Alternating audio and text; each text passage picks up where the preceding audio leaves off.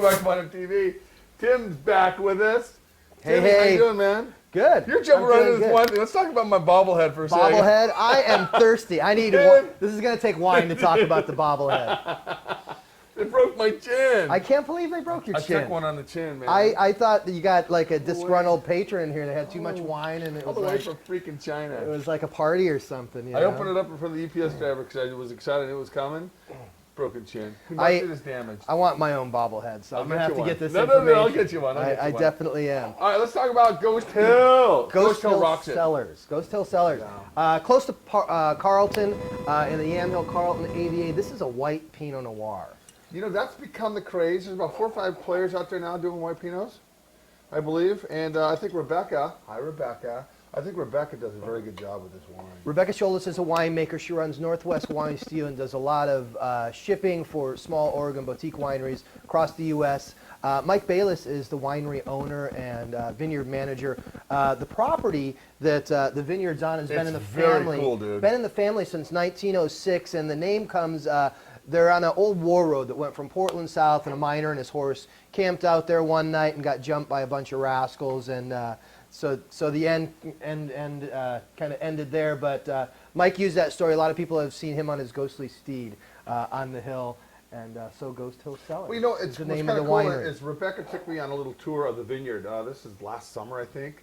We went by looking at the fruit, and then for some Pinot, and then what we did is we went upstairs, or not upstairs, but up the hill, and the view from up on top of the hill was just phenomenal.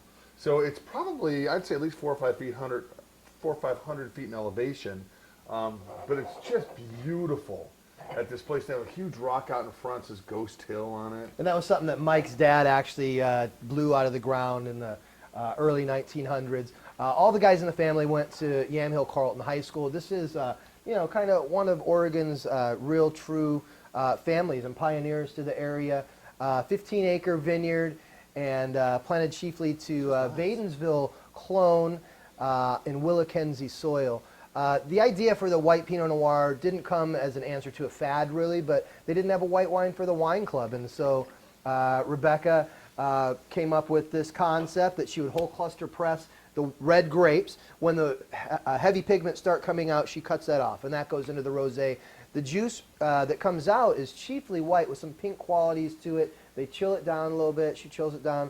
Sediments and pigments settle out. They take it out of there into another stainless steel. They rack it off a little, certainly a little mellow, but basically you get this really just fun white wine. Yeah, no, it's really nice. Little kind of bubblegummy red fruit on the nose, and just this bright white fruit red on the. I like that. You got to say, I mean, it's totally I like subjective, but I bubblegummy get red. a little bubble gum and definitely some red fruit.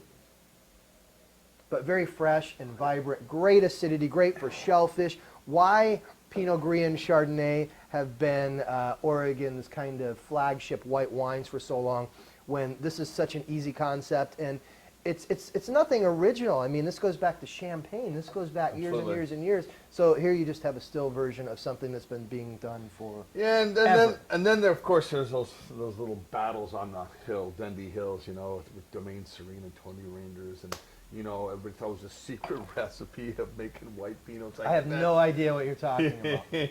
Yeah.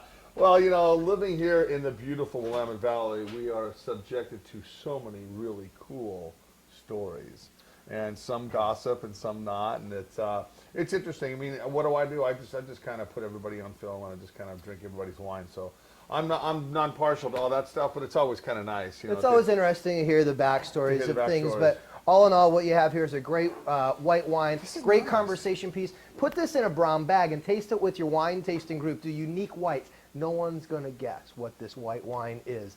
And I don't know, it's just, what's the retail on this? Delicious. You're at 22. 22 Retail. Wineries advertising at 25, so we're working out pricing. 2011, we will go exclusively to 750s. For 2010, there are some bag-in-the-box options. If somebody loves this wine, it is a 3-liter bag-in-a-box that we have. That'd be a good restaurant for. Great for restaurants, great for the house. If you're going to drink 3 or 4 bottles over the course of a couple of weeks, it doesn't go bad once you start tapping it. So that's about just over 60 on the retail. I don't like things going bad when I start tapping them. No, that's especially bad. wine.